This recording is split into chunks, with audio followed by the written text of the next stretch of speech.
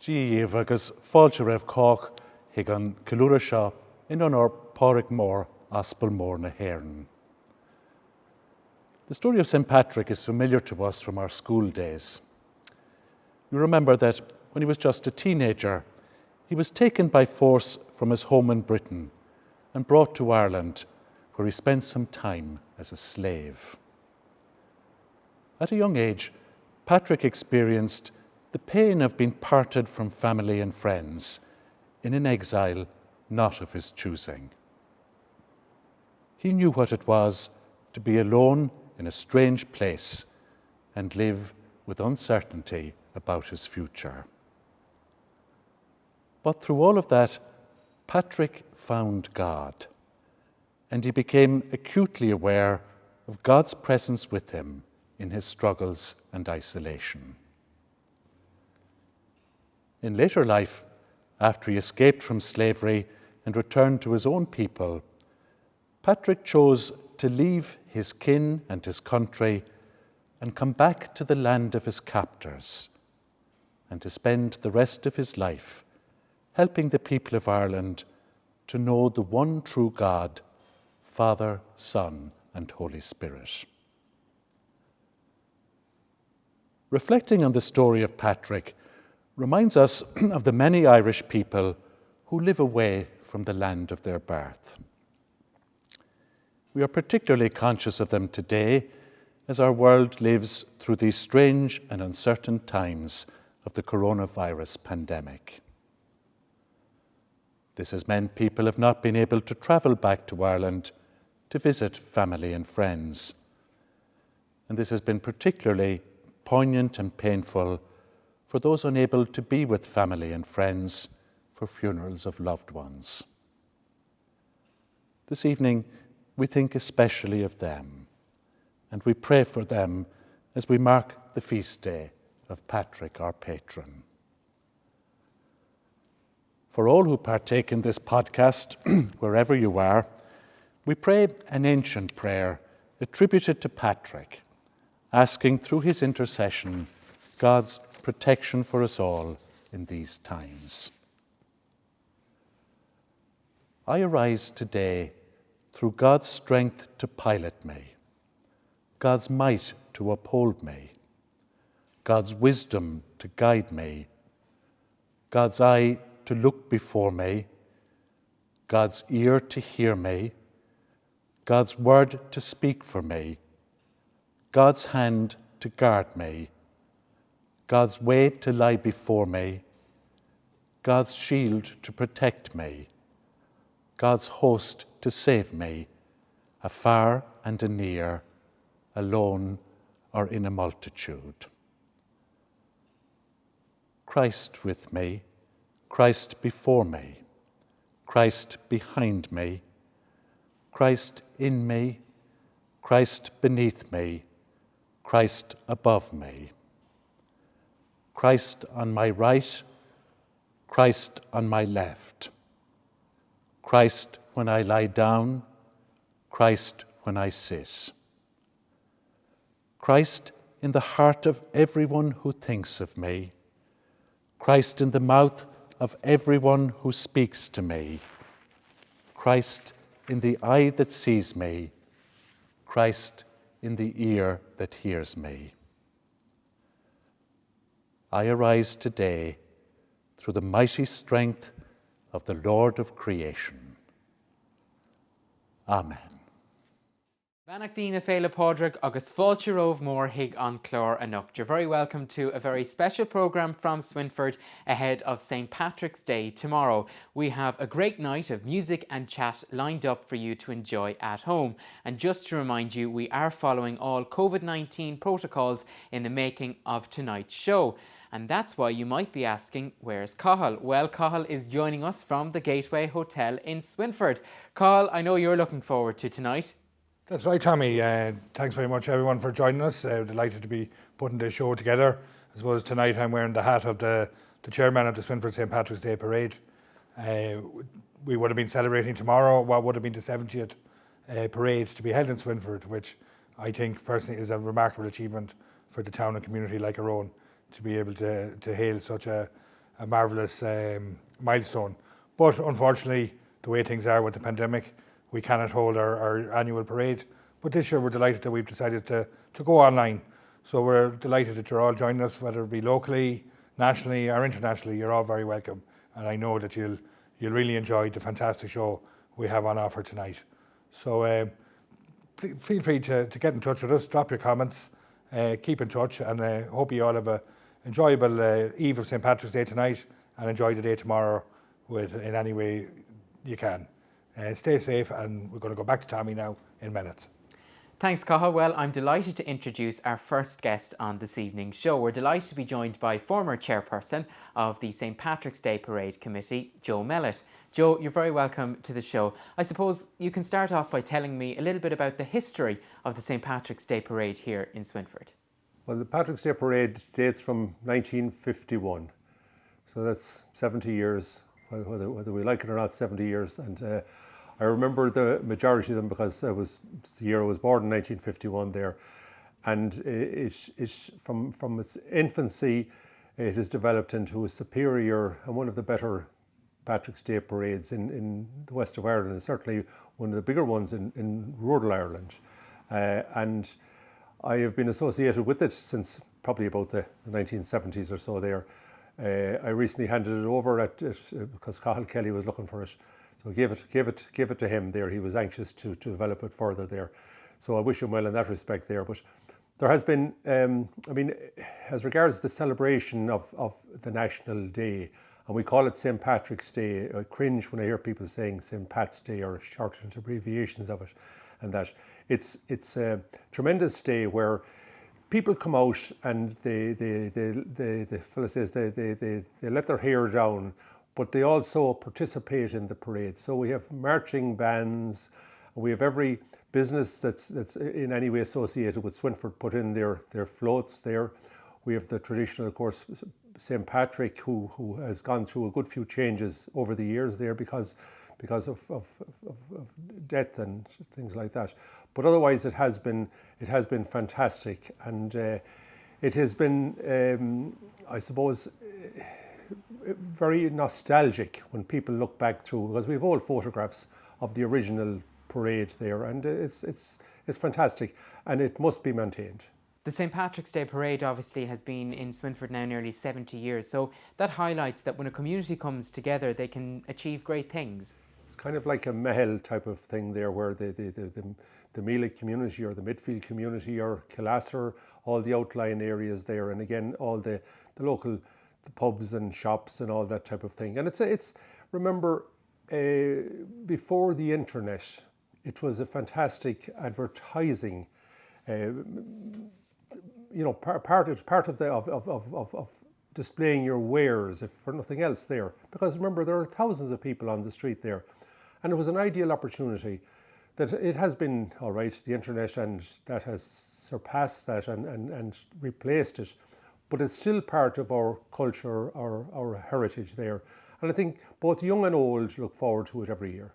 People find it hard to believe, that it's credible that you couldn't get a drink in Ireland up to 1961, which is, as a fellow says, it's only 60 years ago there, but it is in the very recent past there, and that was a huge change, because if you told an Irishman today, or indeed anybody associated with Ireland there's any connection there, that you couldn't get a drink on St. Patrick's Day, he would look at you sideways. Joe, we're in the beautiful surrounds of Mellett's Emporium here in Swinford. Lots of history in this building. Lots of history, Tommy, there, and something that I'm proud of. I was born upstairs, as nearly just 70 years ago there, but I was the sixth generation, continuous generation, since Mellett's opened its doors in 1797 by a fellow called Stephen Mellett there. And there's been Stephen and Mickey and Michael and Joseph and Willie and Joseph, and now Marie carries on the tradition, and she is the seventh publican. I've packed it in after 50 years. I think it's time to let the new broom sweep clean there. But there's huge history here. Just where we actually sit at the moment would have been part of the original grocery shop, which we turned into a pub some years ago because of changing times. But if these walls could talk, they could tell many tales. I was reading an article recently, Joe, and it told the story of B and Mellett's as a place for matchmaking to take place. Oh, it was very, very common or popular.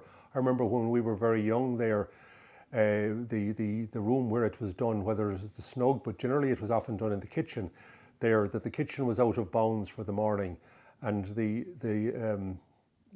couple, along with both of their parents, so there would be the four parents in the couple, that six of them would be introduced by my mother and put into the room there with generally a bottle of whiskey and 6 glasses, and told to sort it out, get the dowry sorted out and that. So that's a wonderful tradition there, and people still talk about it. People who actually got married because of the as the fellow says, the advances of my mother, who recognised that he or she shouldn't be left on the shelf. So it's great bit of history. Joe, thanks for joining us this evening on our special show ahead of St. Patrick's Day tomorrow. Well, we have a real treat for you now, because you've heard of Mary Black and Frances Black, but I think you're going to hear the name Orla Connolly a lot more in the years to come. Here she is singing one of my favourite songs, the Night Visiting Song. I must away now, I can no longer tarry. This morning's tempest I have to cross. I must be guided without a stumble into the arms I love the most. And when he came to his true love's dwelling, He knelt down gently upon a stone, and through her window he whispered lowly, "'Tis my true love within at home. Wake up, love, it is thine own true lover. Wake up, love, and let me in, for I am tired and oh so weary, and more than near drenched to the skin." She raised her up, her down soft pillow.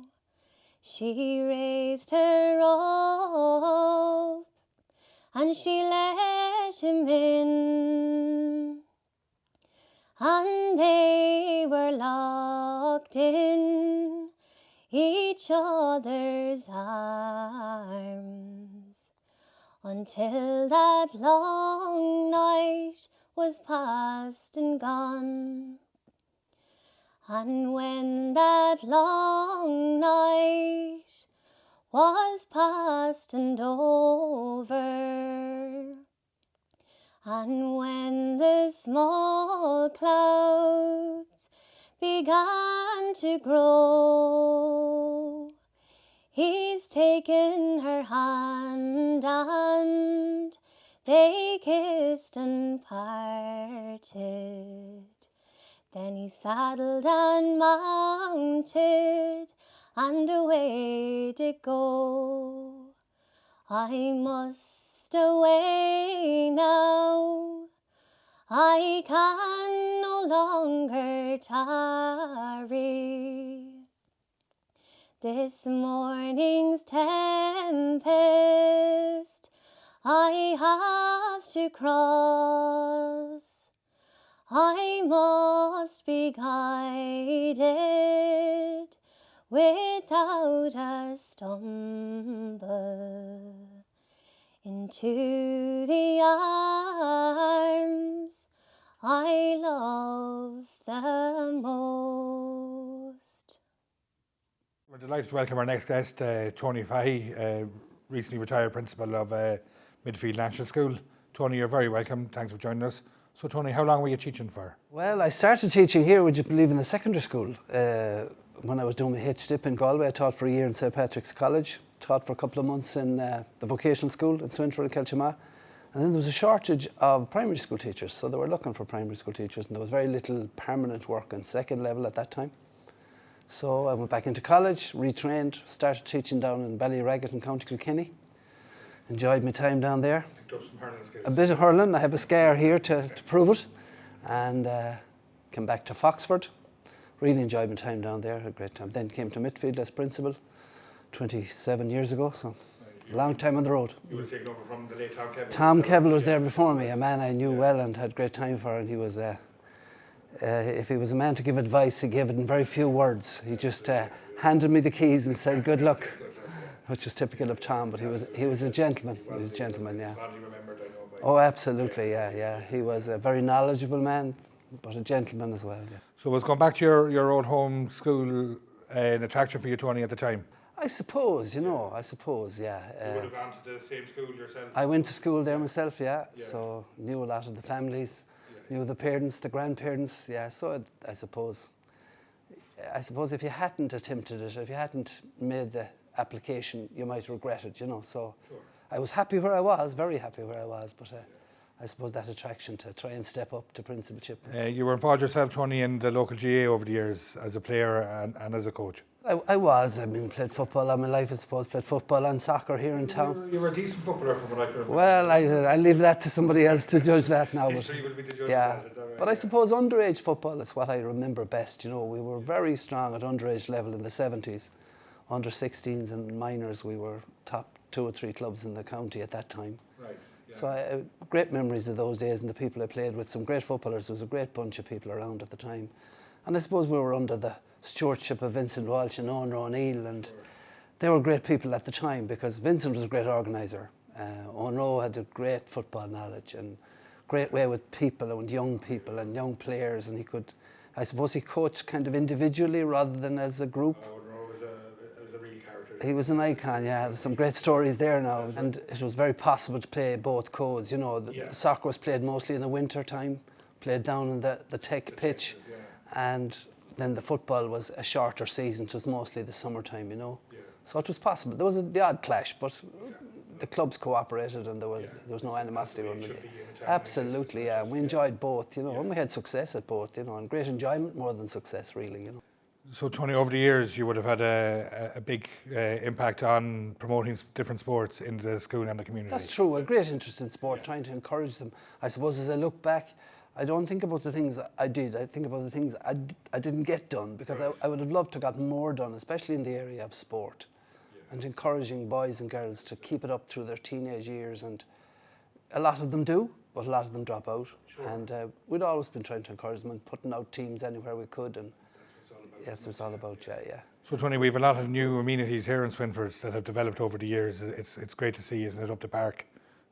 We have all these. Well, there's great facilities there, and I don't think any town has the facilities in such a confined space. You know, they're all in the same area. From even with a golf club, the golf to the tennis, indoor facilities. The community centre, absolutely. I mean, we used to do schools sports days there, all the schools in the parish. And we could give them an experience in 14 or 15 sports in a day. You know, it's not possible now to do that. Things have changed within the school curriculum, and it's not as easy to do those things now, but we did them in the past, yeah. The athletic club developed really, I suppose, out of the school's cross-country competition. Right. And the athletic club developed from that. I mean, we had youngsters who went from the cross-country to run, you know, in All-Ireland competitions.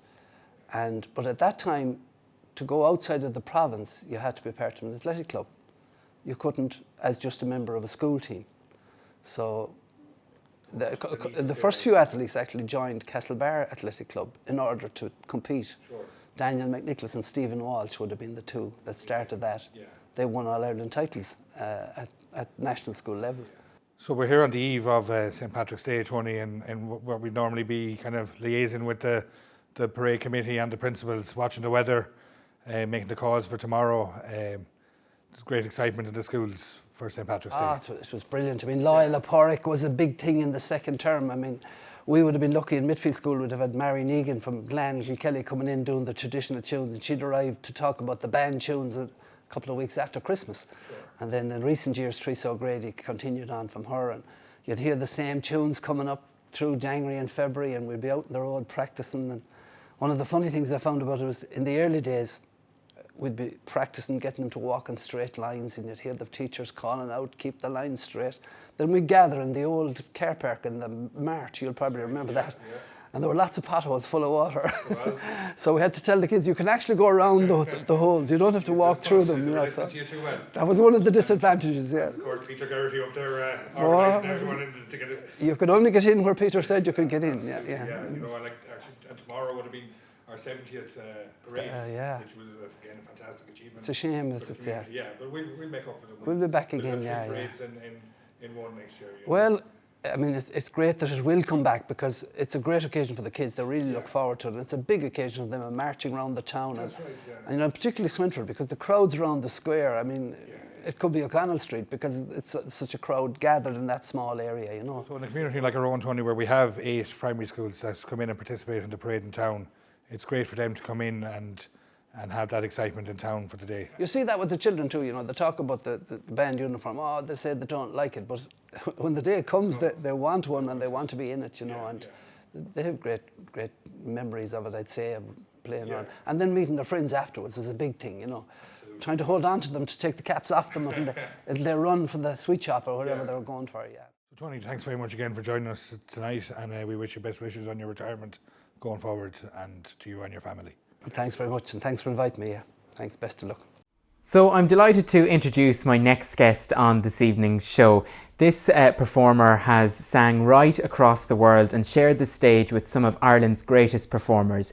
So we're delighted to welcome Bernadette Ruddy. You're very welcome, Thank you very Bernadette. much, Tommy. It's a great pleasure to be here, yes. I suppose, tell me about some of the tours that you have been on and cruises right around the world. Yeah, I've travelled far and wide, as they say, but it all would have started off here with a well-known celebrity, Brendan Grace, well known and well loved by everyone, and I toured with him for 10 years. Wow. Yeah. So we had the Christmas, the spring and summer and autumn shows. So it was brilliant, and I absolutely loved it. And of course, I had a great manager, Brendan's manager as well, Tom Kelly from Ballina. Yeah. So yeah, it was a great experience. I loved every minute of it. And of course, whenever anybody saw Brendan, even before the gig, they were just naturally in good form because they associated him with comedy and having a good laugh, and that's what we all need right now, right? So he was brilliant. Yeah, I mean, it was fantastic to go on such long tours with him, and there were never a dull moment. I mean, crowds of how many people? Oh God! Well, here in Ireland, 2,000 we would have done in Killarney, and and then anything down then to the larger hotels, and then you have the theatres, and it was brilliant. But then America was a different story. We're talking larger numbers there, and I toured with the Tony Kenny Irish Show. And I was blown away by the way that people really embraced Irish song and dance and culture.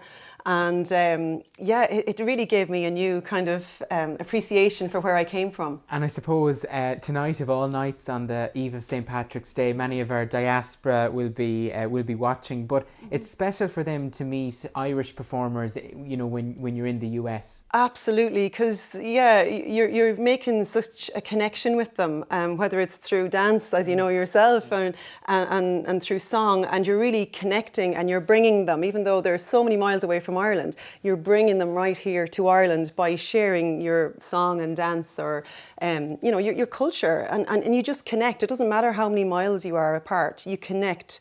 There's just this universal kind of connection with people that have this Irish background.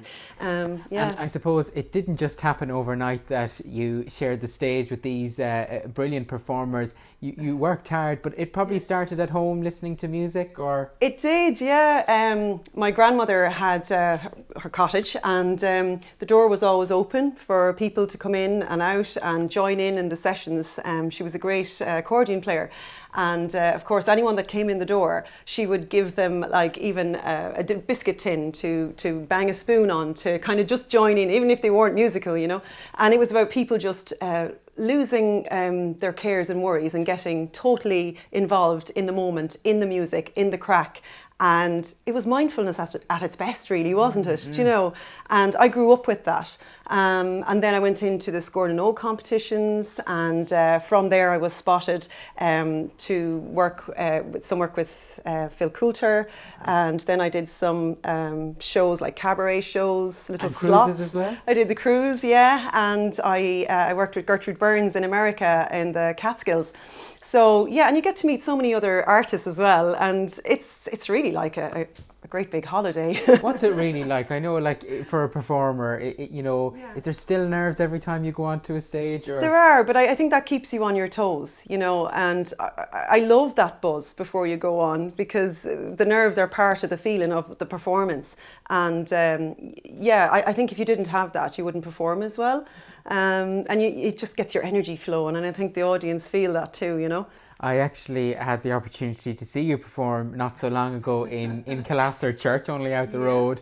And I just remember yourself and Maria McHugh-Lynn, and you just brightened up the whole night. It was from everything from Amazing Grace to I'll Fly Away, just so a nice repertoire. Yeah. Well, I like to sing songs as well that people can connect with, and they can sing along to, and tap the foot, and just get involved, in the moment. And I just love it. I love the way that you can lift another person's spirit by sharing your talent, and it's needed so much, isn't it?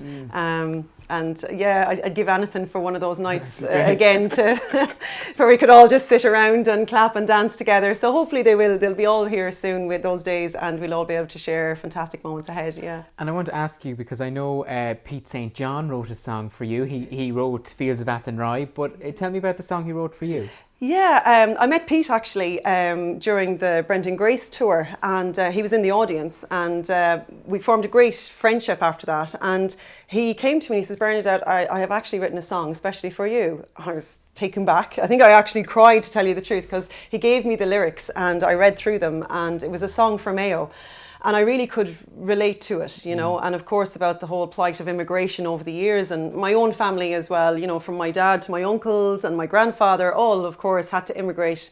They immigrated to England, and they came back and forth over the years, and that's you know, that coming and going, leaving people behind, and all that emotional turmoil that people go through. I appreciated it from hearing it through my father and my uncles, but I really felt a connection with it. And when I read the lyrics, I was like, I really love this song. I can connect with it, so I can sing it, you know, and share it. So that's what I did, and it was an absolute honour to have a song written for me by Pete St. John. So a song for Mayo, if people want to check it out. They definitely should, Yeah. because it is a beautiful song. But not only are you a singer, you're also a songwriter. And I know one of your latest songs that you wrote, Irish by Heart, fantastic, really, really nice and very sentimental as well. Tell me a little bit about that. Yeah, Irish by Heart. So like yourself, you know, when you travel the world and you're singing and you're sharing your talents with others, especially kind of in regard to the whole Irishness, you can connect with the audience, as I said earlier, but then you come back and you realise, God, like, you know, these people really appreciate all of our culture and background, and we kind of take it for granted here. What we have, I think, at times, you know. So it gave me a better appreciation of Irish song and dance and culture. Even though I had it already, it really just strengthened it. And I also felt that Irishness is something that you feel in the heart, even if you weren't born here. You know, a third generation in America, or even there are many other different cultures who join in St. Patrick's Day parade and really celebrate it, you know. And I just thought, well, Irishness really, it's something that you feel, you know, and that joy and happiness and uplifting moments that you feel through, whether it's poetry or song or dance, any of those things. It's a place you go to. It's a place you're lifted to. And that place, fortunately, is where we are right now. It's Ireland, and everything that she has given to us over the years through, as I said, all the different arts, you know. And I felt in the song that I was writing, I was trying to help people with that, to make that connection.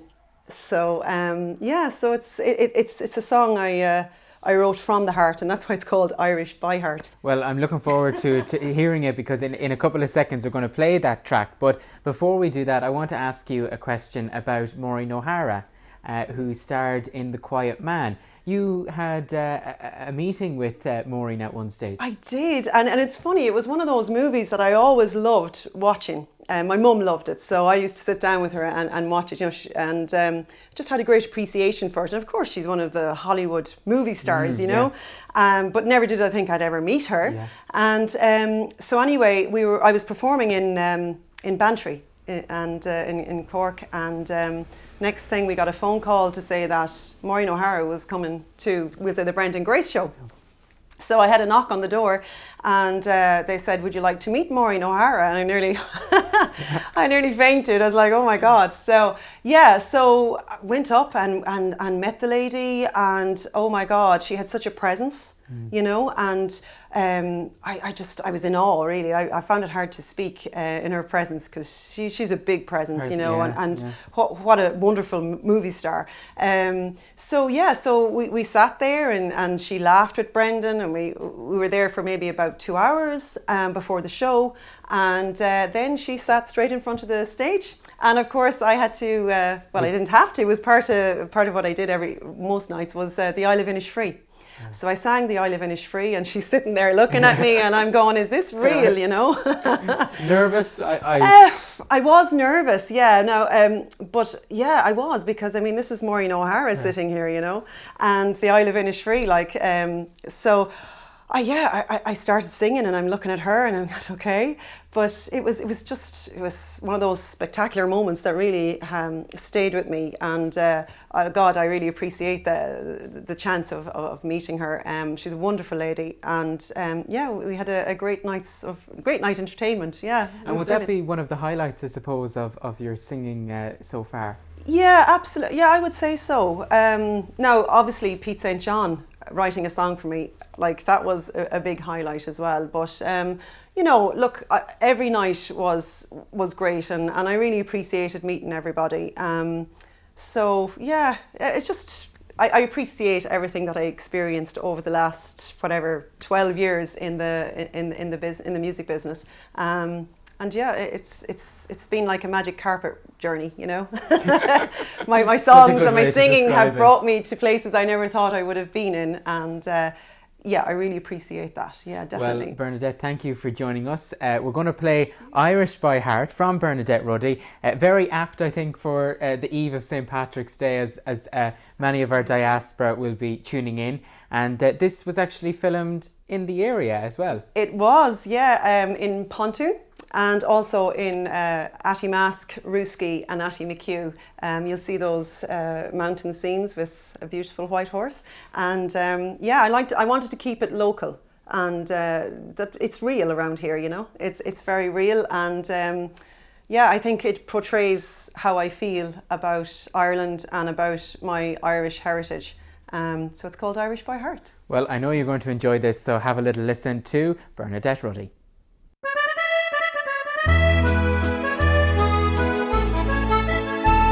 In the heart of me and the mind of you lies a land of green with a golden hue. It's a land that's steeped in history, where the shamrock grows 'neath the blackthorn tree. Irish by heart, and I'm so proud to be from a land that's an island on its own in the sea.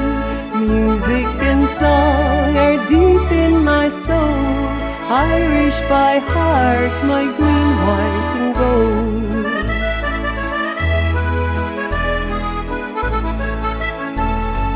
We are the Irish, its daughters and sons. All over the world we the Irish are found. From London to Sydney, Toronto, New York, singing our own theme with pride in our hearts.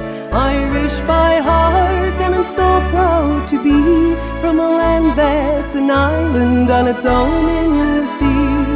Music and song are deep in my soul. Irish by heart, my green, white and gold.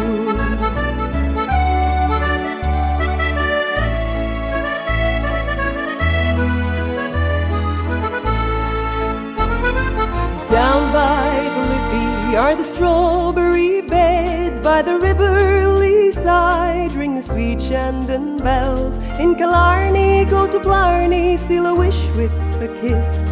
Get the luck of the Irish and forever be blessed. Irish by heart, and I'm so proud to be from a land that's an island on its own in the sea.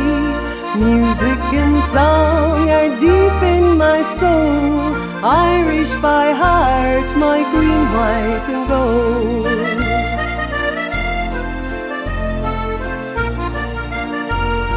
The rocks of the coastline resemble the hands of the men that built far foreign lands, built railways and highways, worked down in the mines. Never forgotten, strong sons of our isle.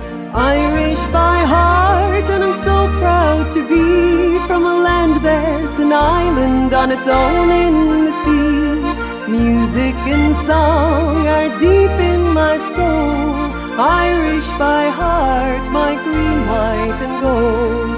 Irish by heart, and I'm so proud to be from on its own in the sea. Music and song are deep in my soul. Irish by heart, my green, white and gold.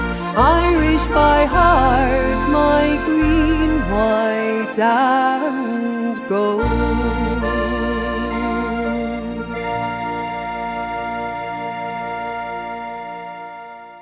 So this evening we're making an Irish coffee in honour of St. Patrick's Day. So first of all, always warm your glass. A good Irish whiskey.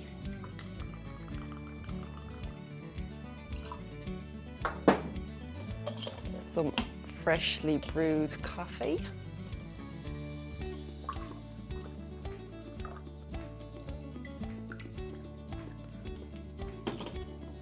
And some brown sugar.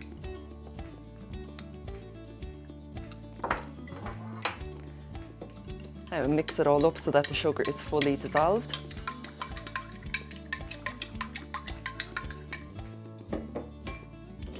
Add another drop of coffee.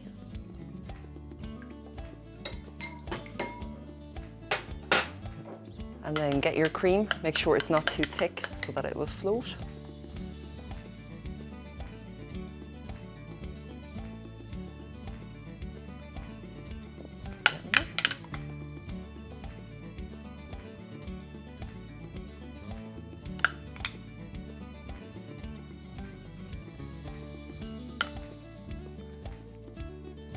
And to finish it off, a little bit of nutmeg, just to bring out the flavours of the whiskey and the coffee.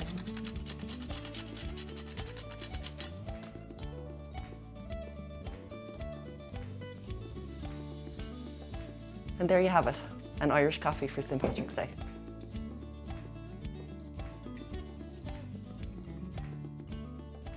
The seventh generation to hold a licence here in Mellets. It's been a difficult year.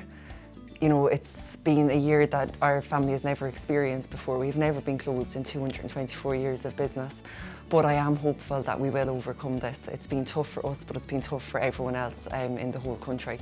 So I am confident that we will overcome this and we will bounce back better than ever in a few months' time. I know many of our diaspora will be watching this evening and they always love to come home and call in. Yeah, and that's my favourite part of the pub. It's just such a special atmosphere. We'll say around Sheemsa time and Christmas time when families get together, ranging in age from 18 to 101. You know, everyone gets together and celebrates, and we provide that space for people. And yeah, it's a really special time, and we can't wait for those days to come back. What's it like to have a business in Swinford? What sort of a town is it on a day-to-day basis? Swinford's a nice town. It's I mean, it's not one of the biggest towns in Swinford, but there's a nice buzz around the place. There's quite a few businesses on Market Street. We're very lucky that the post office was kept and it's just across the road from us. I find more and more young people are moving home to Mayo, which is great because we need the younger generation to keep towns like this going. My hope for the future is that a greenway will come to Swinford. It will completely lift us off the map and ensure employment and tourism in the area for many more years to come. So all in all, it's a nice place to live. From all of us here in Mellets, we wish you a very happy St. Patrick's Day and we can't wait to see you soon. Slán. We're delighted to be to welcome our next guest, Shane Campbell. Shane doesn't need any introduction. Better known as the man from the White House.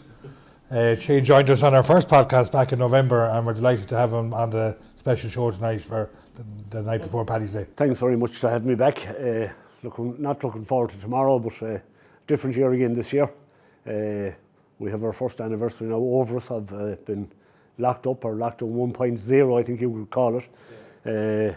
But yeah, look, we're in the tunnel and there's light at the end of the tunnel now, so we have something to look forward to. We'll start planning next year's parade now soon after this, and we'll make it one to remember. Yeah. Seeing that, I know we were looking forward to this one, Shane. You're on the committee with myself for the parade, and we were looking forward to this one to mark the 70th, but as I said, we'll mark it again in it was a big one this year. I'm glad to say I've had great involvement with the parade down through the years, both from participating and on the committee, the committee. He's the treasurer, he's the man who signs the checks for me. That's about all I do actually, but I hope there's never a tribunal, Shane. But years ago, the Patrick's Day was nearly something that happened. There was a few publicans used to meet a couple of months beforehand up in O'Connor's Hotel, or it was known then as O'Connor's Hotel. And he'd meet and say, someone send a letter to this one and that one and whatnot. And anyway, I dragged Rita down to a meeting one year, and Rita then became the secretary. And she drafted the letters, and they're probably still on file, I don't know, but I think the FCA was one of the first to be contacted, or notified, and then the fire brigade, and then the rest followed on, the schools and whatever bands used to take place. But I said that time it kind of used to just happen. Now there's a lot more involved with it. It's like everything, times have changed. Even insurance. The insurance side of that time, it was pittance, and that wasn't too much of a worry then. No, fundraising even for it or anything like that wasn't a big thing. Yeah, well, I'm still trying to figure out how I became chairman, but that's for another show. Yeah, well, I don't remember the night I became treasurer actually. I know Katie, often your sister, she's involved. The year I became chairman, she was treasurer that year. We both were supposed to do a 3-year stint. Katie's now into probably year 8. So the treasurers in these jobs, you can just get hooked in. It's hard to get off a committee. It's easy to get on. A lifetime job. It's easy to get on it. But Paddy's Day is one of those enjoyable celebrations, Shane, isn't it? And especially for a town like Swinford and the wider community, you know. It brings everyone into town. Yeah, and the longevity of it in Swinford is something like to think that tomorrow will be the 70th parade in a row. I think there was missed one year through foot and mouth, but there was some form of parade later that year. That's right. If memory serves me now. You're after giving Tommy the answer to the last week's question for the podcast, I'm sure. Tommy is struggling with a lot of these questions, so you know Tommy needs a bit of help. But I remember the first parade. The parade I can first remember taking part in. You remember the first one, do you? That I remember taking part in, and it was quite interesting. I think it was Eugene Owens was our teacher in national school that taught a bit of music. So we formed the Boys National School Band. Now, I don't know when there was previously a national school band. I'm sure there was over the years, but when I went into, I suppose, first class or second class, whenever we went over to the boys' school, second class I'd say it was, there was no band, but we became the first band. So very interestingly, we didn't march in the Patrick's Day parade that year. We went round the town in the back of the Lord Museum, Tom Rowley, famously known as the Sandman, Tom the Sandman from Tullacanna. We were in his truck. So you can imagine... Health and safety then, huh? Plus the fact the noise of the truck. Added to the music. Added to the music. You know, people probably applauded us, but they couldn't hear what we were playing. And some of us probably weren't even playing. Well, a lot of the parade, isn't it, is just the buzz of taking part and getting to walk up the street, isn't it? Yeah, well, we didn't, as I say, we didn't get to walk. But that's one of my earliest memories of. And what instrument did you play yourself? Oh, the tin whistle. I was very good at the tin whistle. I always had you for a triangle man now myself. No. I was given the triangle. I said, no, I can better myself. Well, I suppose you'd be very a musical family. Oh, that doesn't always, go down through the family now either. Some got the voice, some didn't. Yes. But it's a day that people come to town and spend quality time in town, don't they? I've often said to you, you'd often see fellas and you go, geez, you only see that fella in town on Paddy's Day. You wonder where he'd be the rest of the well, of course, you see, I saw a skit of Tommy Tiernan's recently, and he said, who else could think of putting the national holiday in the middle of Lent? Cathal holiday normally bang in the middle of Lent. That's right, yeah. What a time to have it. And it's only the Irish that could come up with that. Absolutely. The patron saint, the big day, the middle of Lent. Well, you got a free pass when we were younger, didn't we? When you gave up the sweets, you were allowed to have sweets on Paddy's Day, and we made the most of that. Yeah, and this, I think this Lent, nobody gave up anything. No, I think there's nothing left to give up. It's a bit like the dry January. But even from the night before, I suppose the pub. Go back to your involvement you start seeing people kind of come out. Obviously, it's a public holiday. Yes. People are off work, so they come out. Well, I saw a video recently of the Patrick's Day parade. Now, I remember my father telling me that the pubs used to open on Patrick's Day. It was a closed day. Okay. It was the equivalent of Good Friday. Right. Now, I haven't done any research. I should have before I came down here, but I got bogged down on something else today. But there was a time that the pubs didn't open. Possibly because it was in the middle of Lent. Sure. Don't know when it was changed, but my father talked about it. Now, interestingly, in this clip of a Patrick's Day parade, which was roughly 69 or 70, maybe 71 at the latest, my dad is walking around in the parade, and there's Patricia, Francie, Angela, Shane, there's 4 of us anyway. So that's kind of where we're years, well, maybe it's early 70s, but anyway, so that would nearly indicate that nearly at that stage the pub may not have been open, or had to close for like the Sunday holy hour. Sure, yeah. Because otherwise your dad obviously would have been behind the counter. Yes. Because, yes, I mean, it's a busy day. Yeah. You know, yeah. So it's now open a full day. It's yeah. No, there was another element to the Lent thing years ago. I remember you'd nearly be terrified of Patrick's evening, because a lot of people did go off to drink that day. Now, whether they were participating in the parade or not, you could tell it in people after the few drinks. You could see the effect of it. Sure. They had done their whatever stint off the beer at that stage, and it's a long day in our game, all right, isn't it? Yeah, I know I'm always glad when kind of 9:30, 10 o'clock comes and it begins to quieten down a bit. I get to nip up to yourself for a pint and maybe a bit of giving out session or something, you know. But we do normally enjoy the few on that night. Oh, but, yeah. But as I said, it's kind of very much like where events like Sheemshire Rája bring in the visitors and bring people from away. Oh, well, it's a great family day. Yeah, it's a fantastic family day. Yeah, it's quite local, family oriented day. You have all the schools have their bands now marching, and so the parents are there, delighted to see their kids participating. Yeah, you know. So it's great to see. And as I say, unfortunately we won't have it tomorrow, but next year, thank God, it'll be back up. Yeah, I think we'll have to make it a week-long event next year. I suppose it'll be on a Thursday. Right? Yeah, lots of 1 and 2 days events are going to be elongated next year, I would say. There's a lot of catching up to be done.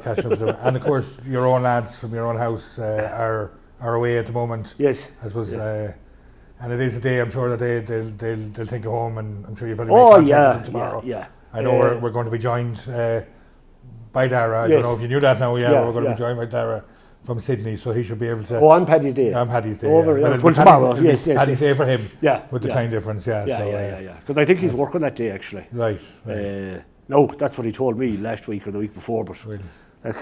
He may not. We'll find out. He may pull a sickie. We'll find out when we're chatting with him. But and of course Conor is in London. Yeah. Dara is in Sydney, and Keno in Galway. It is a day I know that I suppose Irish people when they're away. Your thoughts was return to home, I suppose, you know, because Paddy's Day is such a national. Oh, we look forward to it so much here, and us living in Swinford. Of course, you look forward to it. As I say, from locals that have their kids or whoever participating.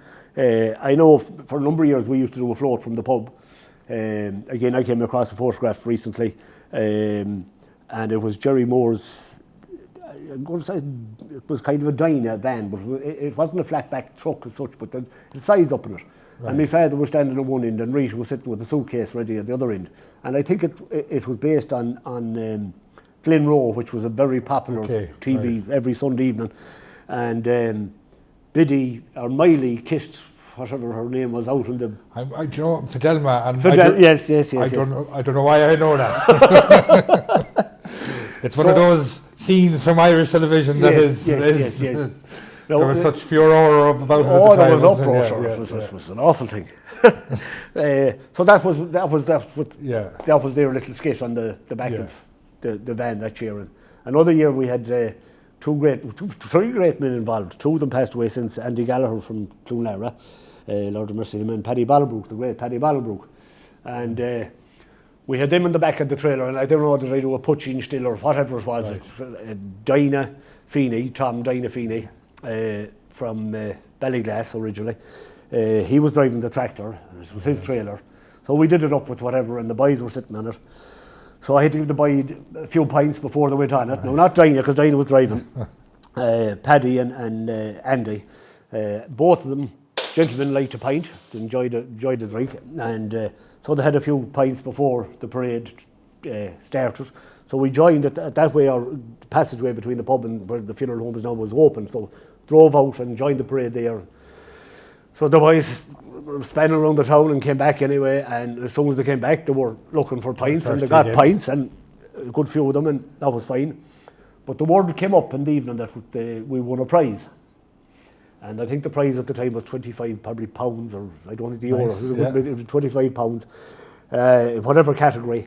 And when the boys got wind of this, they wanted the 25 euros worth of pints on top of what they had, and the first 2 callers in the morning, Monday morning or Tuesday morning, whatever it was, the 2 boys at the door waiting for me to open. Very good. So just a little happy memory I have of it. Absolutely, yeah. And the local floats are great, aren't they? Yeah, And you see the ingenuity, I suppose, that people put into it, and I suppose it's always amusing when you know people who you know, and it's a great buzz, And it's always been great again for getting the different community.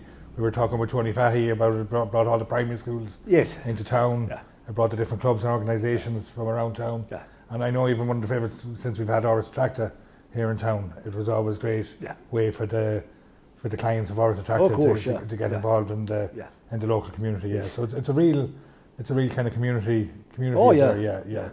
And I know we're as I said, we're looking forward to next year's. That'll be our biggest one yet. Yeah. Definitely. And, listen, Shane, thanks very much for joining us. Well, you're very welcome. On this eve, and we wish you and the family all the very best. And just to wish all the listeners a happy St. Patrick's Day tomorrow. Take it easy down on the Shamrock, and we look forward to next year. And continued success to yourself and Tommy with your podcast. Great show, lads. Thanks, great stuff. Thanks a million. Hello there. My name is Maria Shield. I am a musician and singer-songwriter based here in Galway, the west of Ireland. Originally, my roots are from Swinford, County Mayo, so I am here tonight to wish everybody a very, very happy St. Patrick's Day this year. I wish much good luck and fortune to everybody for 2021 and 22. I especially would like to say a big hello to my mother Mary in Bristol, and to my brothers Greg, Mike and Danny, and their spouses Rebecca and Rachel, and all my lovely gorgeous nieces and nephews, and my aunts and uncles in Cork, Galway, London, Jersey, Swinford, and beyond. A very, very big happy St. Patrick's Day. And I am going to attempt to sing a quick song of joy and glee that I've just literally written in the last minute, so bear with me as I will be looking down to read the words, but I hope you enjoy. This is a very small ditty from Swinford to you.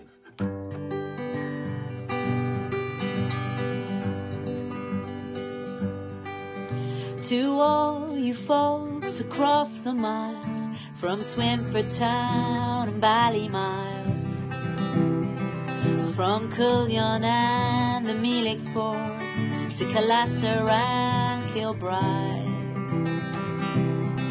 from the discos up in Midfield that we all used to frequent, we are sending out our love tonight for a happy green event.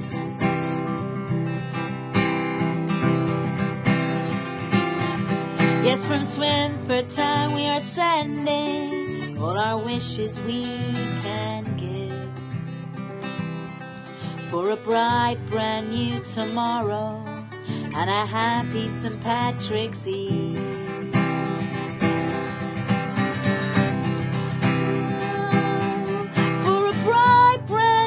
Tomorrow and a happy St. Patrick's Eve.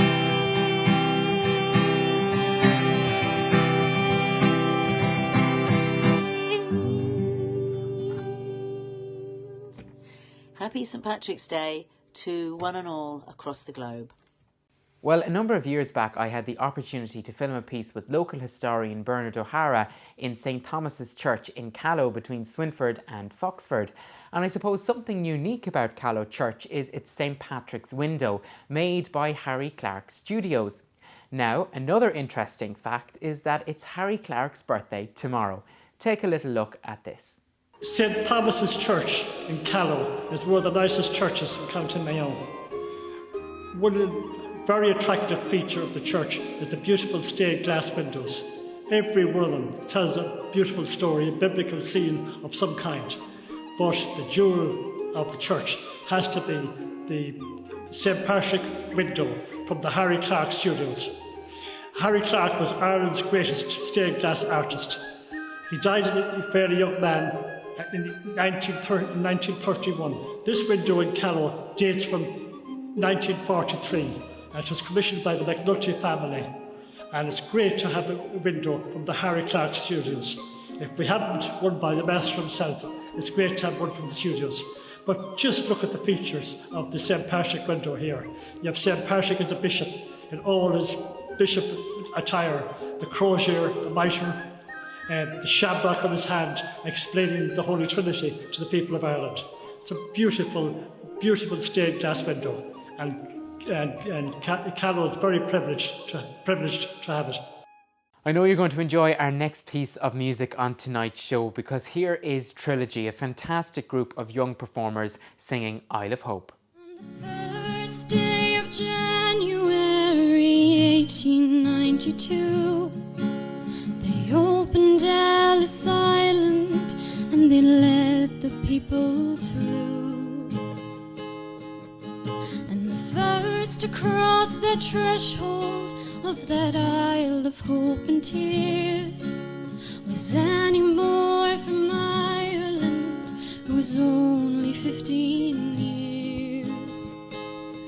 Isle of Hope, Isle of Tears, Isle of Freedom, Isle of Fears, but it's not the Isle you've left behind. That Isle of hunger, Isle of pain, Isle you'll never see again. But the Isle of home is always on your mind. In a little bag she carried all her past and history, her dreams for the future in the land of liberty. Courage is the passport when your old world disappears, but there's no future in the past when you're all of 15 years. Isle of hope, Isle of tears, Isle of freedom, Isle of fears, but it's not the Isle you've left behind. That Isle of hunger, Isle of pain, Isle you'll never see again. But the Isle of home is always on your mind.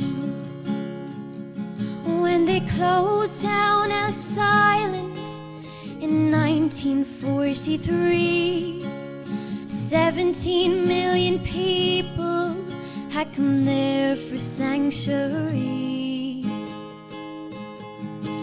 Springtime when I came here and I stepped onto its piers, I thought of how it must have been when you're only 15 years. Isle of hope, Isle of tears, Isle of freedom, Isle of fears, but it's not the Isle you've left behind. That Isle of hunger, Isle of pain, Isle you'll never see again. But the Isle of home is always on your mind. Isle of hope, Isle of tears, Isle of freedom, Isle of fears, but it's not the Isle you've left behind. That Isle of hunger, Isle of pain, Isle you'll never see again. But the Isle of home is always on your mind. But the Isle of home is always on your mind. So we were delighted to receive a lovely St. Patrick's Day video in from Canaf National School. Margaret Riley very kindly sent it in on behalf of the kids. I'm sure you'll all enjoy it. So I hope you enjoyed this short video from the boys and girls out in Canaf National School, and thanks very much to them for participating.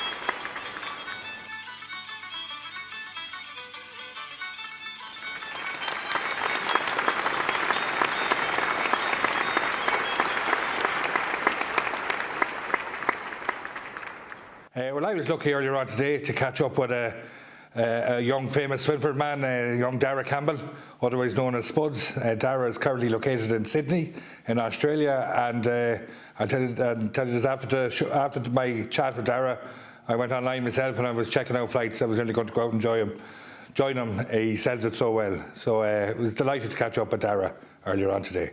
Absolutely delighted now to be heading for Sydney, Australia, to join the one and only Dara Campbell. Dara, are you with me?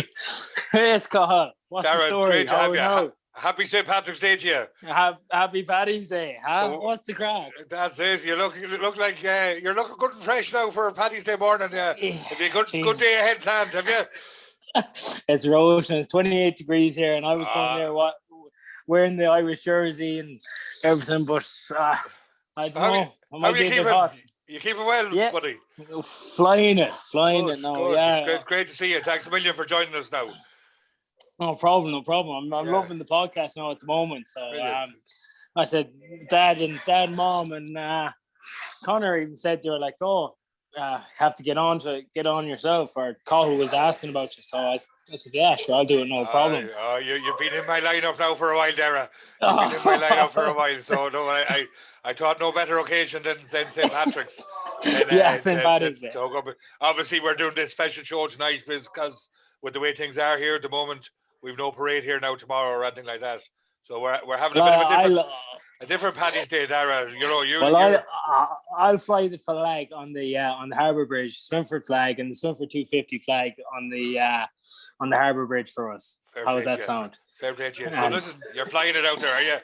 Loving life. Flying in, loving life. No, I was in Melbourne there last year with Johnny Gurdy, Megan Gavin, Alan Rowley, and the gang down there. It was great crack last year, but I couldn't really get. Melbourne was all right, but it wasn't my cup of tea. I was in Sydney before that, say 2019, and had a great time, but just had to go do my regional work. But I knew I was kind of offered sponsorship down there in Melbourne, but I said no. I said Sydney's more me. I love Sydney. My best friend actually, Jerry Gardner, lives in Sydney. Yes. I was one of the only people who got on holidays last year. I actually went to Sydney for the month of January last year, That's right. Obviously didn't see the big closures coming when I got home, but you should have stayed. I should have stayed, is right, Tara. It's a great city, and it's a great spot. Yeah, it's beautiful. Like, it's got a bit of everything, Cathal. It's got the beaches, like this. Watch Bondi Rescue back at home, but Bondi is only an average beach out here, whereas you go to like the likes of Maroubra and the northern beaches, Manly Beach. Sure, they're beautiful, like breathtaking. You've that in they're your so well, doorstep. they're so well kept, aren't they? And so well looked after. So well kept. But that's I find is Australia too. They're so strict and just small rules, and like they just kind of keep what they have so well, and it's just everyone just chips in.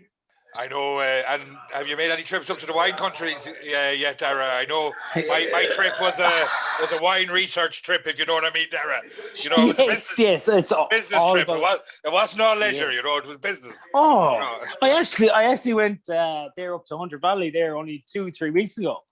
Yeah, it's great, isn't it? Oh, it's a beautiful part of the country. Like, there was 16 of us all together that went up and had a great weekend. Just did the wine. We started the wine tour now at 9 o'clock in the morning, and obviously we're in bed early Friday night, as you well know. Of course, yeah. They expect nothing else of you, Dara. Bed early on Friday night, and we went up to Hunter Valley. Or no, sure, we're there. Sorry, it's Friday night, and when we're the bus was picking us up at 9:30, and I think we did maybe 9 different wineries, and of course, like a crowd of paddies were like, "Oh yeah," just swigging things back. But sure, they were giving out to us. They're like, "No, you need to swirl it, smell it, get the aroma." And a few of the boys are just like, "I will shut up." I remember handing them back the spit bucket, saying, "I won't be needing that." I was always told to waste nothing, and I'm not wasting this wine. Why would you be splitting it back out, like, you know? Absolutely, yeah. You know, no, but it's, and look, Darren, it sounds like you're getting these great experiences, which is what it's all about, you know. Yeah, absolutely, and sure, like that. And I find New South Wales has so much to offer. Like, they're pumping.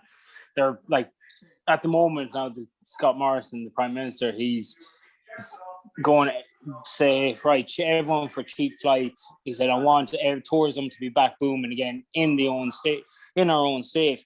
So that means like I could fly up to Byron Bay there. Like, Byron Bay is meant to be beautiful. I haven't got there yet, but it's definitely on the list. Sure.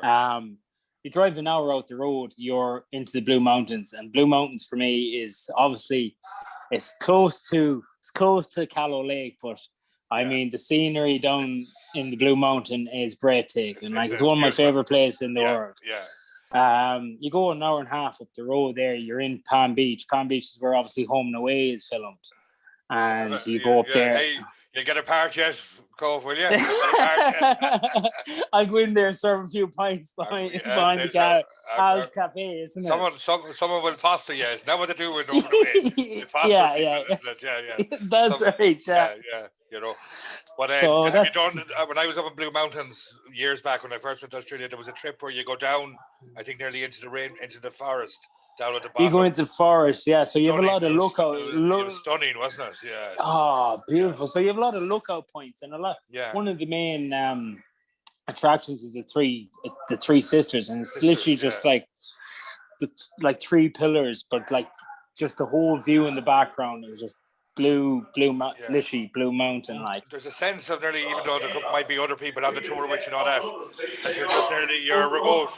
It sounds like that the party is starting there early on Paddy. The few boys are in there this morning.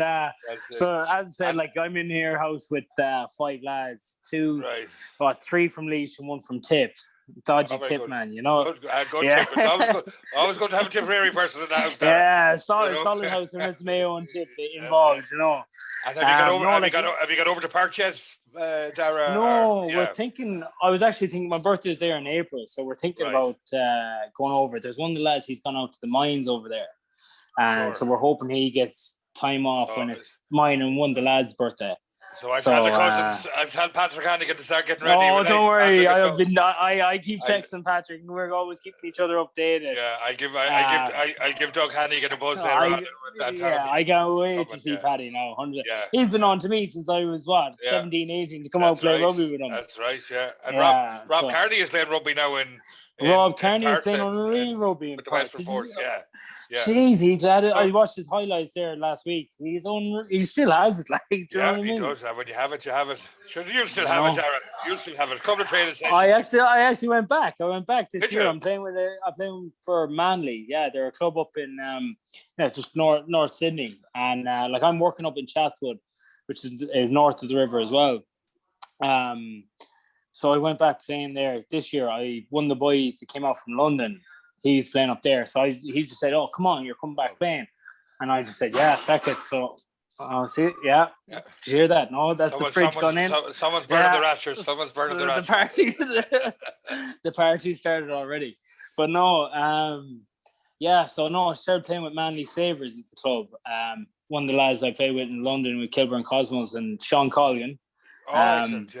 Yeah, he got on to me and he said, "Yeah, we'll play." And he said, "We're stuck for props." And I said, "Yeah, sure, I'll put my hand up straight away." So we have our first round of the season in 3 weeks' time. And There's we always a shortage of props, Dara. There's always shortage of props. So I hear the Ballina Rugby Club boys pricking up their ears already, going, we'll have them back soon. We'll have them Willie back soon.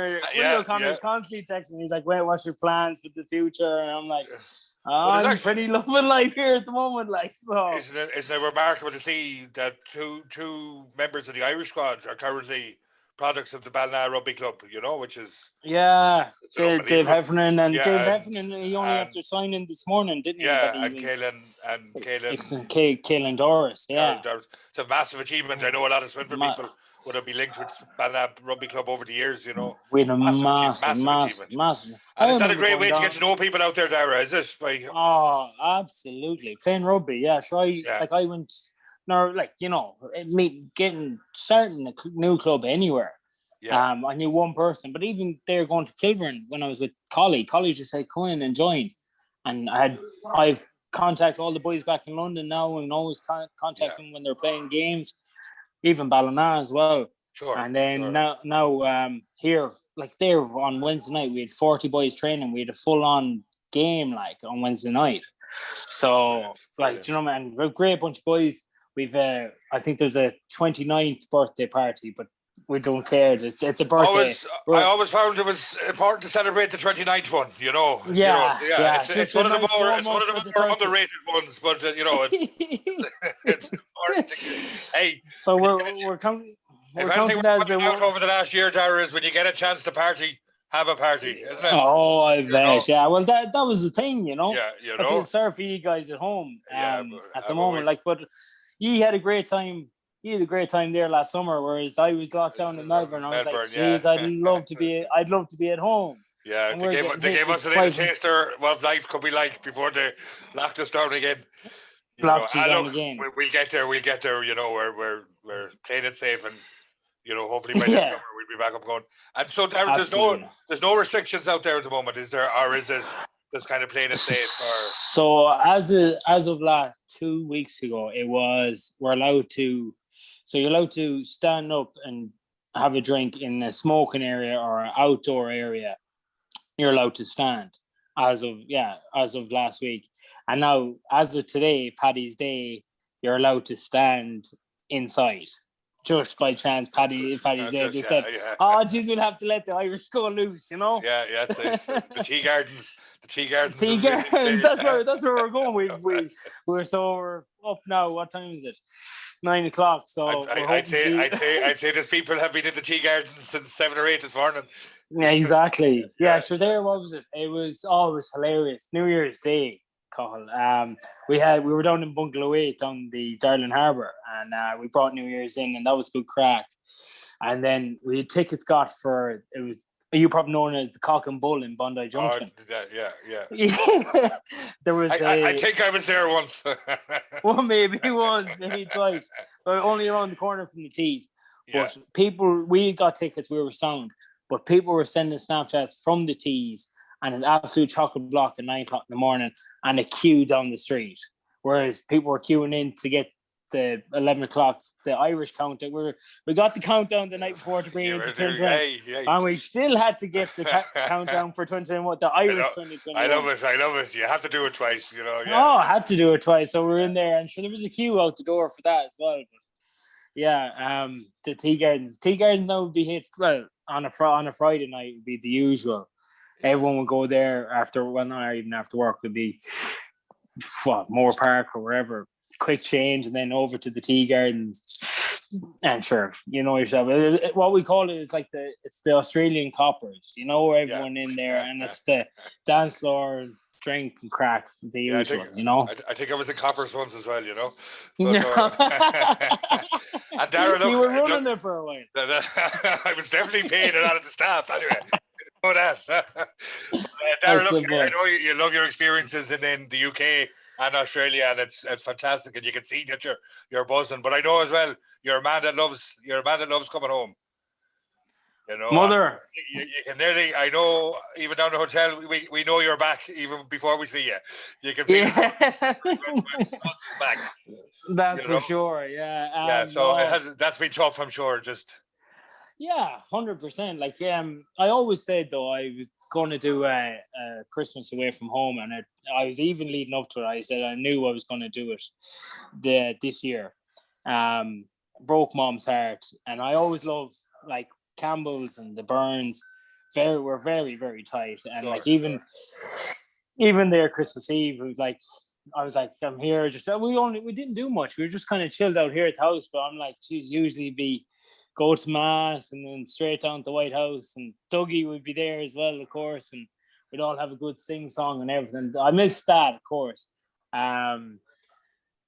Christmas as well. Like as I said, we've a gang here. Like we're all college orientated. Like there's a few boys went to college in Waterford, a few GMIT, and we all just have met out here, and the gang is just stayed glue, and we all had a lovely Christmas day here. And that's your family. That's your family out here.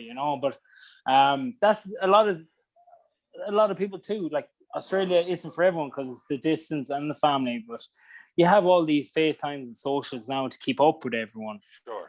Which is great. But I find like being a mommy's boy as well. Of course, I'm going to miss Weetabix. It's a big distance, but you can't dwell on it. You just have to make the most of the bad situation, or it's like good bad situation. And I suppose in reality, you couldn't have come home last Christmas anyway. So no, I couldn't. I wouldn't go home unless I could come back. Yeah, do you know what I mean? And there was nothing to come home to, if you know. Obviously there was family, but there was no. Yeah, of course. Nothing open. I know Connor took advantage of the couple extra slices of turkey, I think, at Christmas. I heard that comment as well. I was going to give you a text about that. I do, yeah. I figured I'd pay for that. Yeah. I know, but you do miss family. You'll always miss family when you're away. I even missed them when I was in London. But look, there'll be a day. I'm hoping 2022. Well, hopefully this year, 2021. But I'm going to say early. Let's say we'll be home for Christmas 21.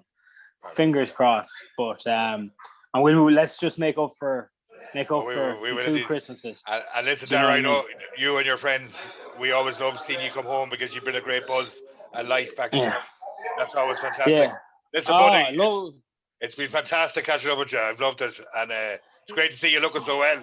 It's great to see It's great to see you. Sweating buckets here, but under pressure from the interview. Send a bit of the heat back, But listen, we catch up soon, please God. And listen, have a great Paddy's Day.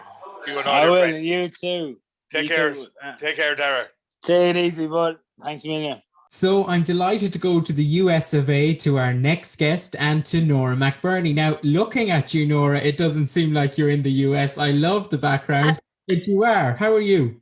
I'm doing well, thanks. Yeah, thanks so much for having me. I just felt like I had to represent, and I'm missing Swinford, and one of my relations, Nuala Kilgallen, who I have to give a shout out. She has worked sometimes in Pádraig Corkin, so I thought I'd put it up there for her. Great stuff. And I know Nuala because Nuala has been very good to me, Nuala and Billy, and lots of chocolate bars they gave to me over the years. So always great lately. But tell me about your connections to Swinford. Yeah, so it was actually my grandmother, Honora Kilgallen, was from Swinford, and so her brother Mike had probably people there are more familiar with his children, and Tom, who is still there. And but she and her 3 sisters came over to Pittsburgh. And so there's lots of cousins kind of spread out here. And you know, but it was really through her we always kept in good touch with the family there. And I've been fortunate to visit many times and just love it so much. And you've really kept that connection with Ireland. Yes, yeah, definitely. And I think also growing up, from the time I was 6, my parents got me involved with Irish dancing.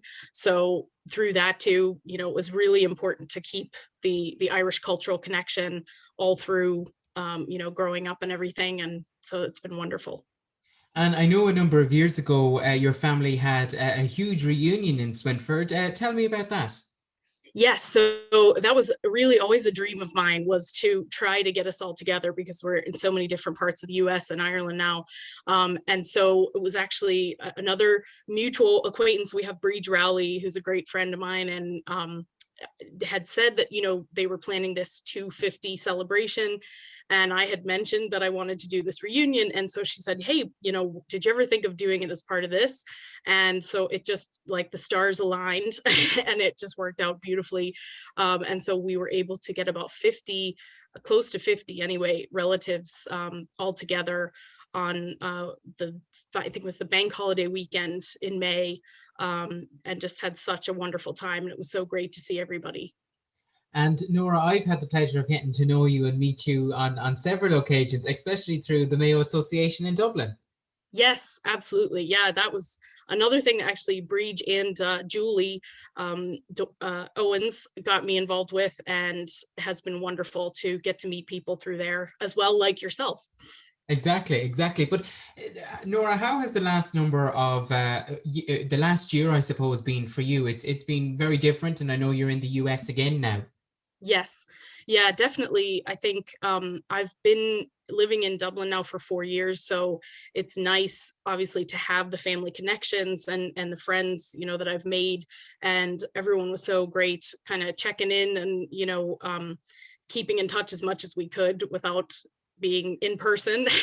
But obviously it was tough to be so far away from my immediate family, as it is for so many people still. I'm so lucky that I actually was able to come back in early December, and hadn't originally planned to be here this long, but, you know, since I'm working all online anyway, I just thought might as well stay, and I've been able to spend a lot of time with my parents, which has been great. I know that you'll be looking forward to making a trip to Swinford whenever you can. Absolutely. Yeah, can't wait. And I was going to say, I know Cathal's not with us tonight, but I was going to say he was great when we had the reunion. And so I try to get back as often as I can to the Gateway also. And so I'll be looking forward to that. And I know that when you do come to Swinford, there might also be a little bit of a session and some music, because I've heard you sing before. Yeah. And we might get a bar of a song from you, if you don't mind, Nora. I know I'm probably putting you on this. I didn't tell you this when I contacted you. Well, you know, I thought maybe, because you never know. I think anyone, if you know someone can sing, you're always kind of, oh, give us a little something, you know. So exactly. I'll give it a try. We'll see how it goes. But okay. Take me home to Mayo, across the Irish Sea, home to dear old Mayo, where once I roamed so free. Take me home to Mayo, there let my body lie, home at last in Mayo, beneath an Irish sky. I love it. Thank you. Absolutely brilliant, Nora. I hadn't got to hear you sing live before. With the pandemic, the Mayo Association events, I didn't get to hear you, but it's just as good virtually as I thought it would be. Thank you so much. I suppose music and dance was, as you mentioned, you would have partook in Irish dancing competitions as well.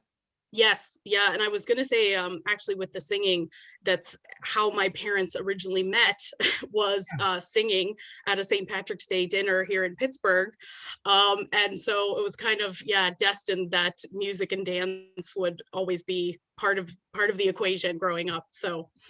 And would there be a huge Irish community in Pittsburgh, or? There is, yeah. There's actually a lot of people came here from Galway, and we also have a lot from Donegal.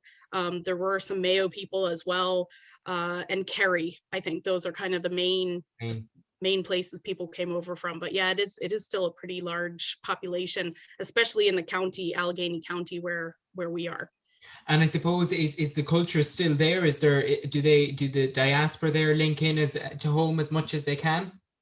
Yes, definitely. I think this year obviously they've canceled the parade again, but that's always a huge celebration, and I know that they're trying to do some scaled back celebrations as much as they can, and so there will be some music and virtual dance shows and things going on around through the city, but yeah, definitely always trying to keep it active. And I suppose now more than ever in the year it was, to have that link with home is so important. Yes, absolutely. Yeah, I think I have a lot of friends, that I know through Irish dance or just Irish connections, and they cannot wait to get back to Ireland. So I it's as hard as it is for Ireland at the moment. I think you're going to have a huge influx of even more tourists and, people wanting to come back home. So we will welcome them to Swinford, and we'll welcome you back to Swinford as well, because I know it'll be great to see you, and maybe we'll go to Horkins for one when you do come down. We have to, yes. We'll hit all Horkins and Mellets and the White House and every place. Yeah, it'll be great. Lovely. Well, we look forward to that. Before I let you go, Nora, is there anyone you want to wish a happy St. Patrick's Day to in Swinford?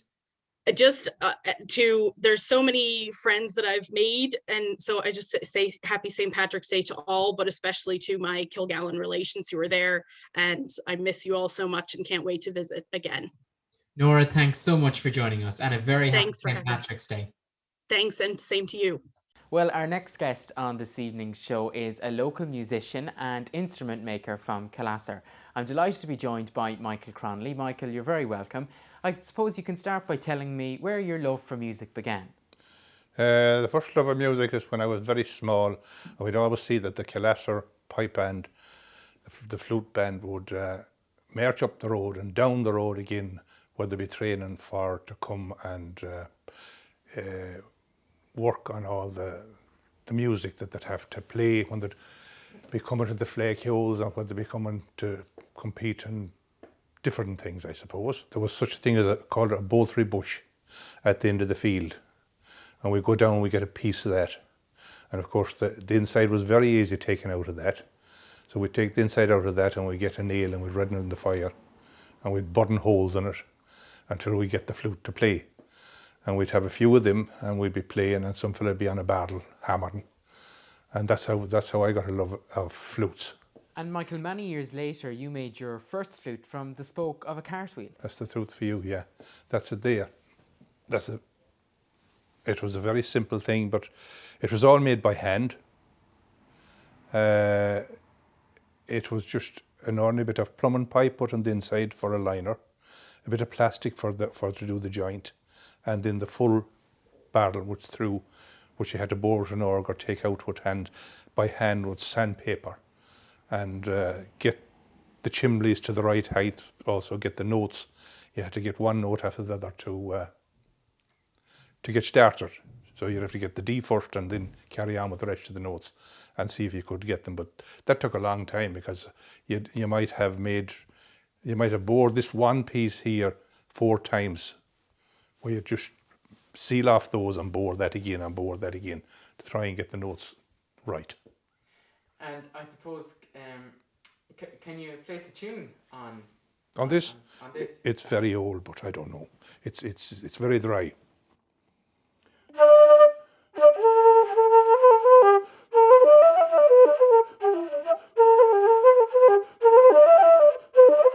It's very dry at the moment now.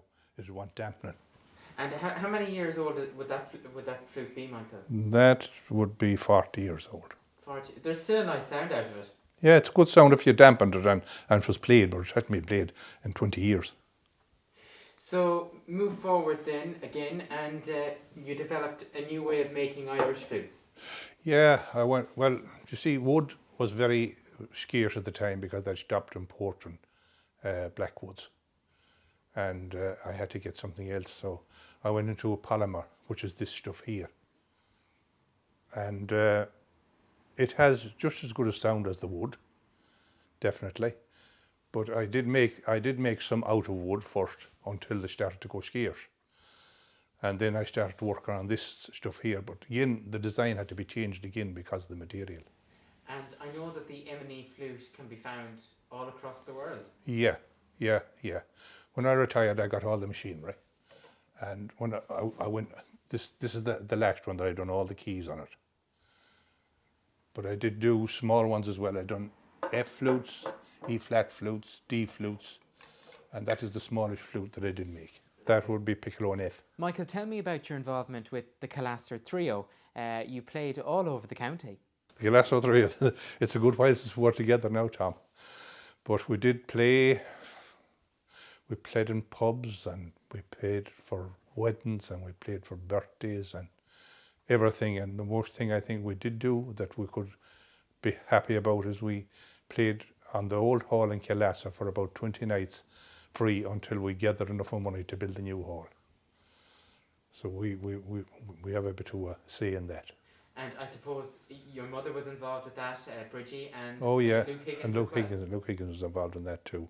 We spent a lot of years at that, up and down and back and forth. Michael, not many people can say as seen on the Late Late Show, but you can. You appeared on the programme. I went up to the Late Late Show. They heard about me there, and there was a lady in it that was running at the time. I don't know if she's there now, not called Bridget. I can't think of her second name. But she contacted me to see would I go up onto the Late Late Show. And I did. I went up and we had a great night above. Michael, many people will know you from your work with Mayo County Council. Tell me about that. Yeah, I've done for over 40 years from Mayo County Council. County Council done some great work around Swinford here. So we did. I know you were involved in building a lot of bridges locally. Yeah, I built 13 bridges on the N5 from there to the middle of Cathal Bear. Biggest one was the fair side of the store in Cathal Bear. That was the biggest bridge that I did do in it. Fair side of McDonald's, like. And we've done an awful lot of great work around Swinford here. We widened all that road there from the White House up. We took the wall there in the front of that church and we put it back. And we widened all that road up there. We done all the N5 out there and we took all the material from the N5 and we put it into the new, they built all the factories. We levelled off all that area there. We put in roads and that. Electricity, footpaths, everything in it. You might give us a tune on one of the polymer flutes. I will, yeah. I don't care which one of them.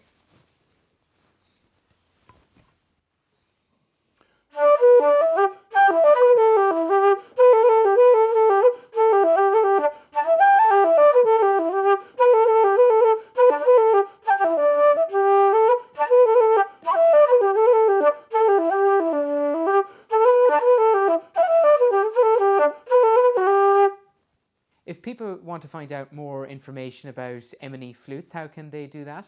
You can visit my website, mneirishflutes.ie, and Evelyn makes all the pushes for me, and she looks after the emails and everything. So anyone that contacts us will be contacted straight away. Michael, thank you so much for joining us this evening. Well, we're heading back to the Gateway Hotel now, where Cathal has lined up some more guests. Thanks, Tommy. Well, our next guest needs absolutely no introduction. You all know him from being a local legend, I would call him. Eugene, very delighted to have you on the show tonight. Eugene Maloney, everybody. Cheers, thank you, Cathal. Great to be here. It feels a bit strange to be here the night before Paddy's Day, Eugene, and no pint or a half one in front of either of the two of us. Yeah. We'll have to change that soon enough, hopefully. We're kind of getting used to it now. This is the second eve of St. Patrick's night that we were without That's right. beer and without practicing. We'll never get used to it, Eugene, will we? No, never will get used to it. And look, please God, the light is at the end of the tunnel, and we'll be back enjoying a few sociable ones soon enough. This is the second Patrick's Day in my lifetime. Yeah. that I've never remember anything happening. Yeah. Like, it's unreal, and it is unreal. It is unreal, and you know, and that's why we're delighted to be putting this show on tonight. It's keeping that connection with the locals and the Swinford people from the town and community all over the world, you know. And well, I think it's a great idea, Cathal, and I admire yourself and Tommy and the work you put in and promoting Swinford, and you know, and it's great comfort to the people all over the world, and Australia and America and England. It's amazing how they all tune in. Absolutely, and sure, look, Eugene, you're no stranger to promoting Swinford all over the world. You have starred in the well-known series The Hardy Books, which was set in the fictional town of Castletown, but as we all know very proudly, I have to say, it was a great series for promoting Swinford. Everybody still recognised it as Swinford, and I was amazed, you know, while I work locally, and the amount of people that does tours of Swinford. And young fellas, I seen them standing up around the ball alleys and them all taking pictures, and they're coming down here to the gateway from Clare, Cork, and Dublin.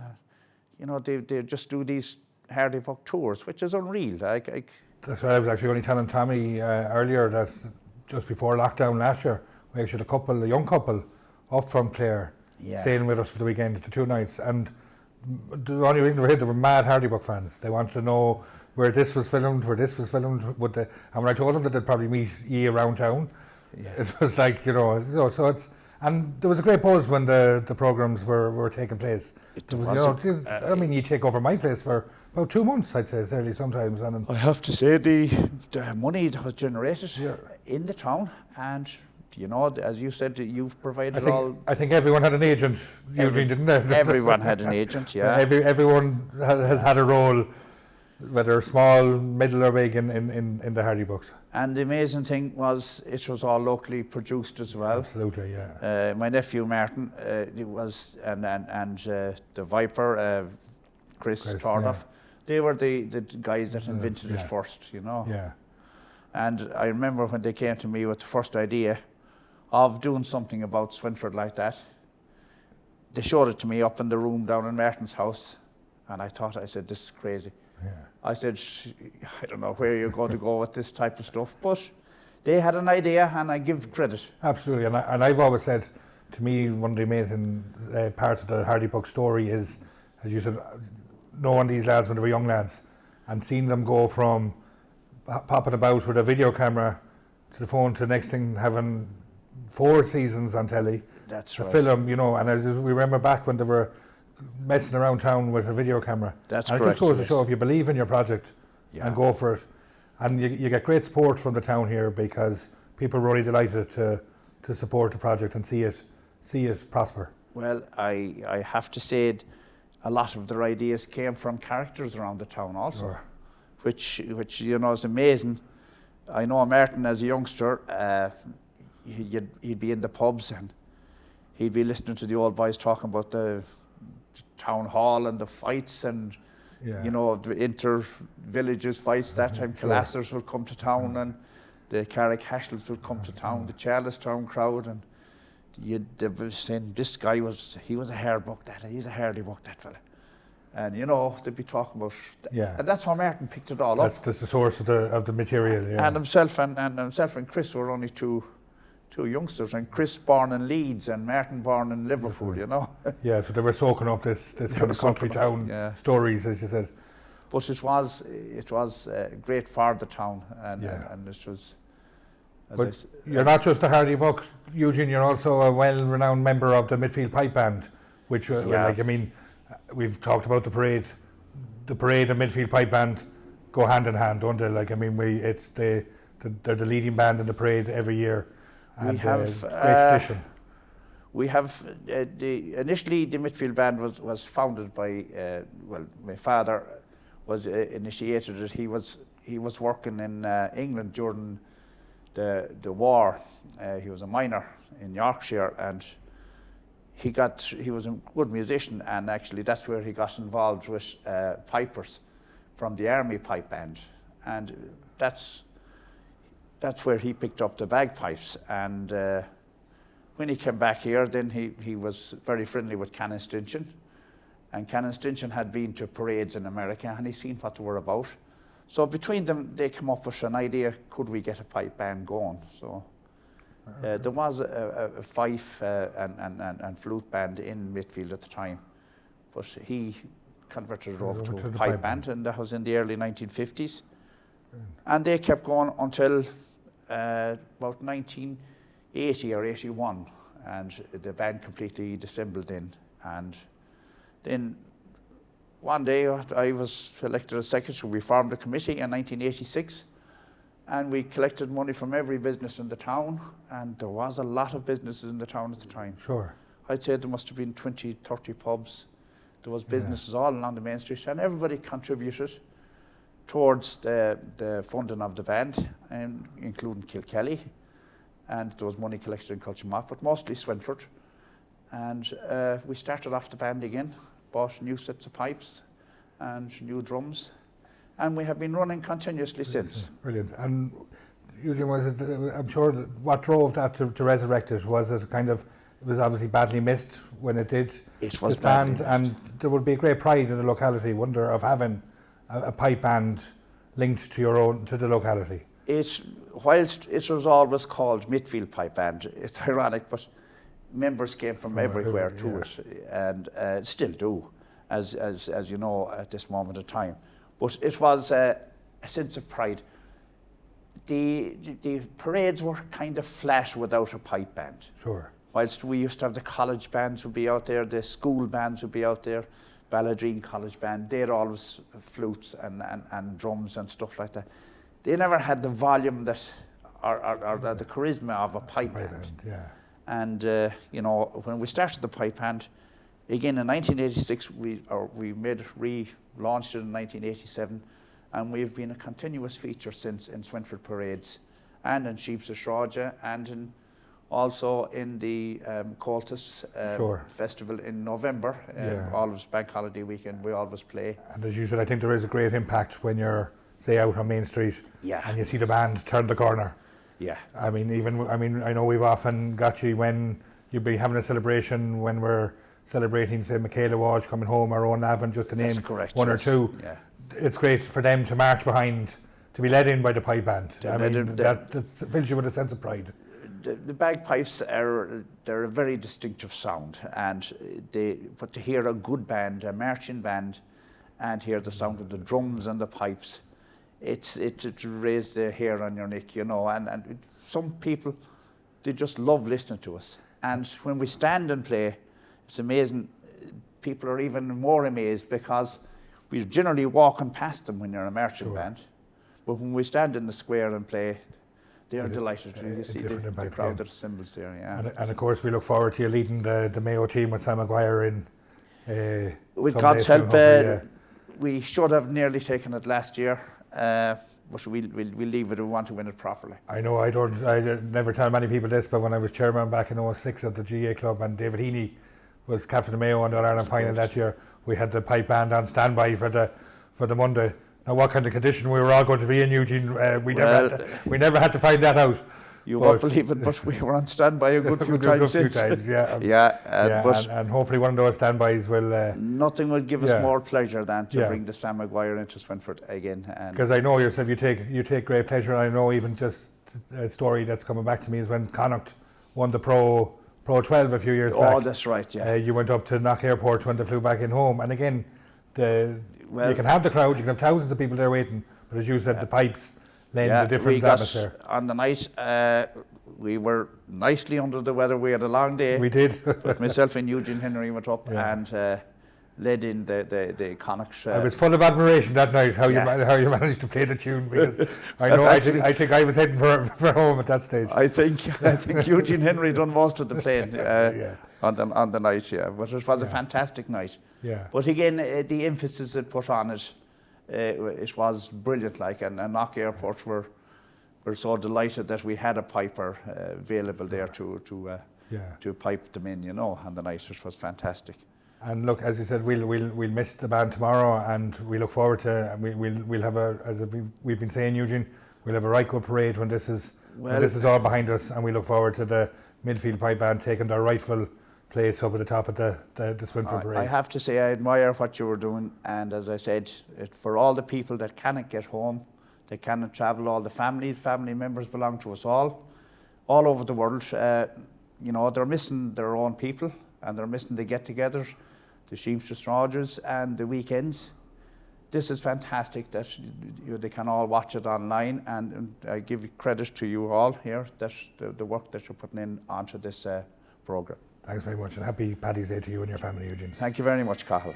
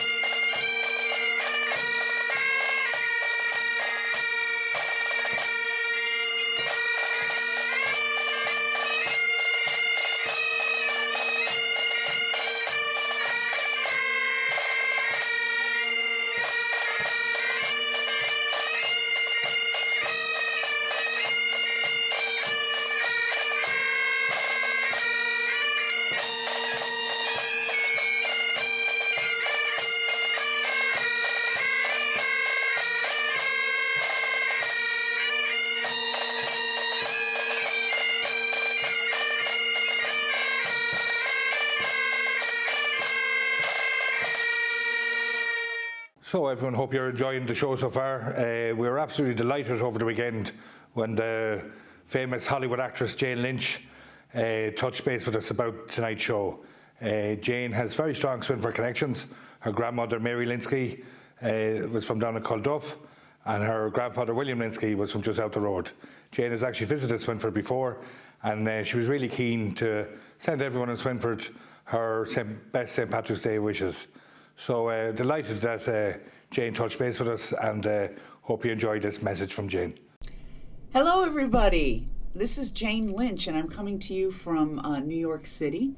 I want to wish everybody in Swinford a very happy St. Patrick's Day. My family is from Swinford. My grandmother, Mary Linsky Lynch, grew up in a farm just outside of Swinford, and my grandfather grew up in Swinford, William Lynch, and their entire families, and they came over to the States in right before World War I, so about 1917, 1918. And I've been to Swinford. I went to visit, oh my gosh, like in 1996, what a great town. And I felt so at home, so I feel that you are all family. And I want to wish you all a very happy St. Patrick's Day. I want to thank our podcast hosts for inviting me to say a few words. And let's hope that very soon we'll be able to meet up face to face. All right, take care. So thanks very much to Jane Lynch for sending us on that message. It was a real thrill to get that in the last couple of days, and we look forward to welcoming Jane to Swinford when we can celebrate properly again. So I want to thank you all for tuning in tonight. I hope you really enjoyed the show. We felt it was very important this year to put on this show for all the Swinford people here locally and all over the world, because it would have been our 70th parade celebrations, and I'm sure we would have had a week-long party if things were normal. But unfortunately not, and I know we've all struggled during this pandemic. But look, we look forward to better times. Swinford is alive and kicking. We're here and we're ready to welcome everyone back locally, and as I said, to all our Swinford people all over the world. We are counting down the days before we can welcome you back home again. So I just want to say, stay safe, stay well, keep positive, and see you all soon. Well, unfortunately, we've reached the end of tonight's show. We do hope that you've enjoyed it at home as much as we've enjoyed making it. A very big thank you to all of our guests, our musicians and singers, and anyone who helped out over the last number of days in bringing the show together. A very big thank you also to our technical team, consisting of Chris Aris, who done a superb job. So a very big thank you to him. All that's left for us to do is to wish everyone a very happy St. Patrick's Day from everyone in Swinford, and we're going to leave you now with a beautiful rendition of On Raglan Road by Orla Connolly. So from all of us here, Slán agus Beannacht. On Raglan Road of an autumn day, I saw her first and knew that her dark hair would weave a snare that I might some day rue. I saw the danger and I passed along the enchanted way, and I said, let grief be a fallen leaf at the dawning of the day. On Grafton Street in November, we trip lightly along the ledge of a deep ravine where can be seen the works of Passion's pledge. The Queen of Hearts still making tarts, and I not making hay. Oh, I love too much, and by such is happiness thrown away. On a quiet street where all goes meet, I see her walking now. Away from me so hurriedly, my reason must allow. For I have loved not as I should, a creature made of clay. When the angel woos, the clay he'll lose his wings at the dawn of day.